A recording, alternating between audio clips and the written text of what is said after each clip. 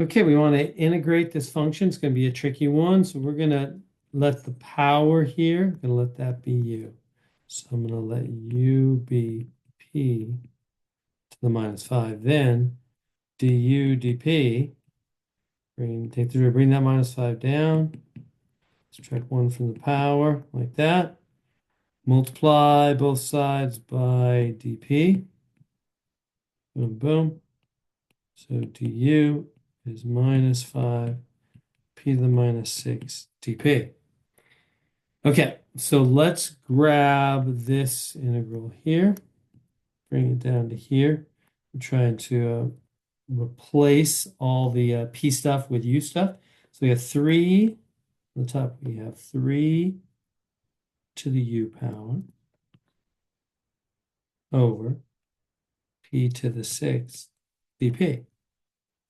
Right, so I just took this, that p to the minus 5, that's u. So now I got to get rid of these guys. So let me rewrite this thing. This is going to become the integral of 3 to the u times p to the minus 6 dp. That's looking like that right there.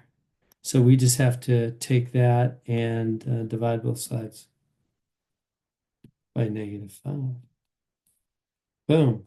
So du over minus 5 is p to the minus 6 dp. So p to the minus 6 dp is du over minus 5. So this integral becomes the integral 3u times du over minus 5. Yank that minus 5 out here. Constant, it's 1. It stays in the bottom, though. 1 over minus 5.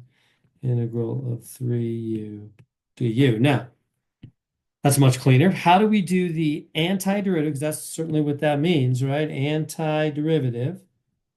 How do we do there? So the antiderivative of 3 to the u. Well, that's why I put up here a little reminder of the basic derivative rules. If you have x in the base, we don't. But if you have x in the base, that's easy rule, right? X to the 10th becomes 10x to the 9th. You just take that 10, bring it down, subtract 1. Easy peasy, done that for a long time. It's our first derivative rule. But if you have x in the power, like in these three cases, see, x is no longer in the base, in the power. That's called exponential. And there's a different set of rules. E to the x, our favorite one, he does nothing. What about 10 to the x? Does nothing times ln 10. A to the x does nothing times ln a. So basically, you multiply by the ln a when the base is a and the power is x. So then the opposite of that's the derivative. So the antiderivative is going to be the opposite. So you're going to divide by ln a, the opposite of multiplying by ln a. So again, the derivative of an exponential when x is in the power zone is you multiply by ln a. So the antiderivative, you're going to divide by it. So the antiderivative of this then is going to be 3 to the u divided by, yeah, let me do that better. 3 to the u divided by ln 3. And the minus 1/5 is still out here. Like that. That makes sense. We divided there. Let me do that u a little bit better. We divide it because that's the antiderivative. That's what the integral says to do. Do the antiderivative. All right. Pretty much the last step here. Minus 1/5 times, it's going to be ln 3. It's going to be 3 to the u. And what was u? All along, u was p to the minus 5. Right there, u is p to the minus 5. So u is p to the minus 5, like that. So there is our antiderivative answer. Let's double check. Did we get it right? Minus 1/5. Natural log 3 in the bottom.